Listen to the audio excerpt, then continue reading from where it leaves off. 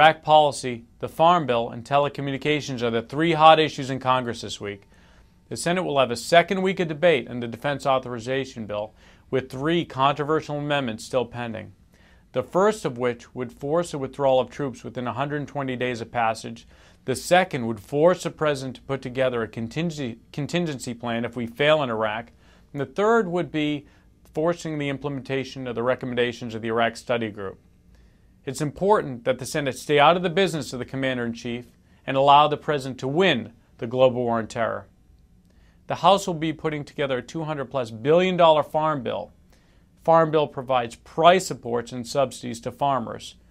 And conservation groups are trying to get at some of that $200+ billion of your tax dollars. The Congress should stay out of farm policy, not provide price supports and subsidies to farmers. On the telecommunications issue, the Federal Communications Commission is auctioning off bandwidth to wireless companies. And they're going to try and implement something called open access rules on these wireless bandwidths. These are federal mandates. This will harm the consumer, and it's very important that the federal government get out of the business of governing the markets, because a free market is supposed to do that. That's This Week in the Hill. We'll see you next week. For more information, log on to heritage.org, and stay tuned next week for more news from the Hill.